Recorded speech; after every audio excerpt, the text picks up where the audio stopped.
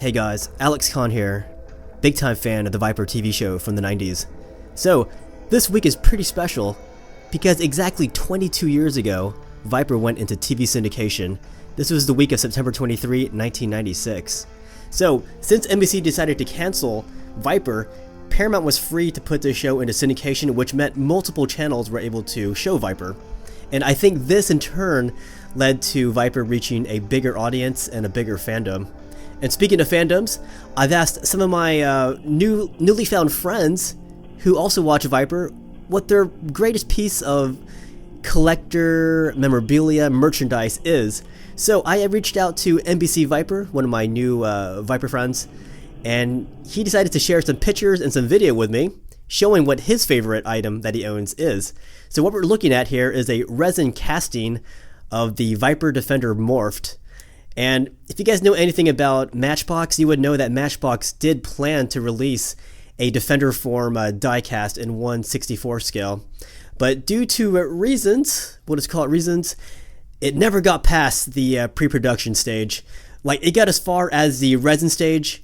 After the resin stage, it never got casted into metal.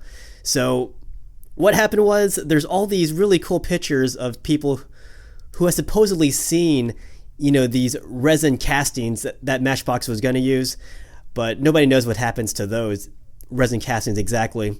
But now there are really hardcore fans out there, such as NBCViper and myself, and whoever else is out there who loves Viper. So they scour the internet looking for any kind of traces of these resin castings. And truth be told, NBCViper does not know where this resin mold came from, but it's very unique, it's very cool. And who knows, with the right equipment, maybe you could make your own die-cast, Defender Morph out of this resin casting. Who knows?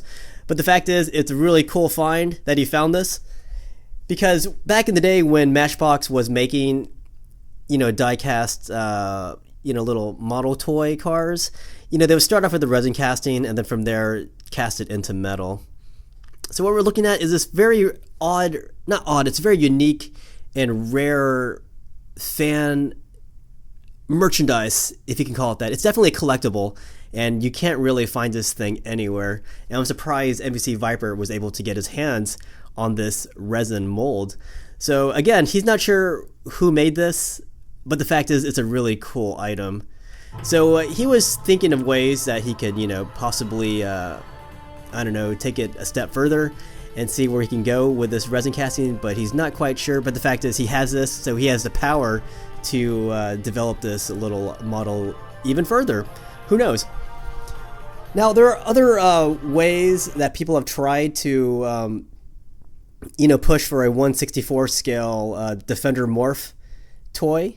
And some people would take the slot car bodies that Tyco produced back in the 90s, and they would slap it onto a die-cast chassis, thus making their own little hacked up, die-cast Defender Morph. But the problem with that is it's not really an official item, and a lot of diehard fans want official merchandise.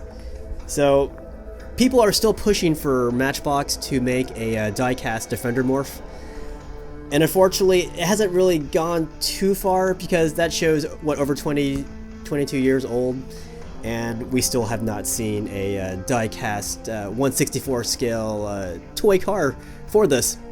Matchbox did make an RT-10. That's the red roadster that was driven by the main driver in the first 3 seasons of Viper.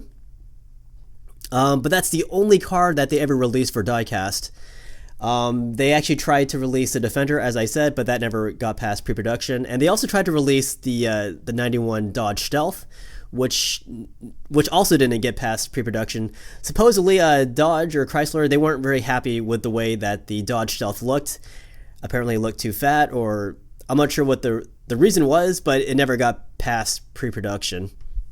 So that's where we are. All we have is this RT-10. And it's still a cool model, but people want the Defender Morph. It'd be cool to get the Dodge Stealth as well, but right now most people want that Defender Morph in die-cast form. So you guys can keep, contacting these die-cast toy makers. Maybe one day they'll make a Viper in die-cast 1/64 scale. Who knows?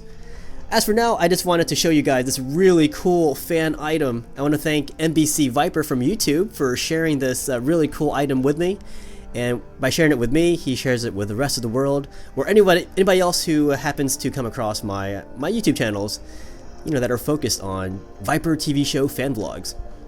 Anyways, guys, tell me what your coolest fan item from the TV show is, and we'll take it from there. Thank you so much for watching, guys.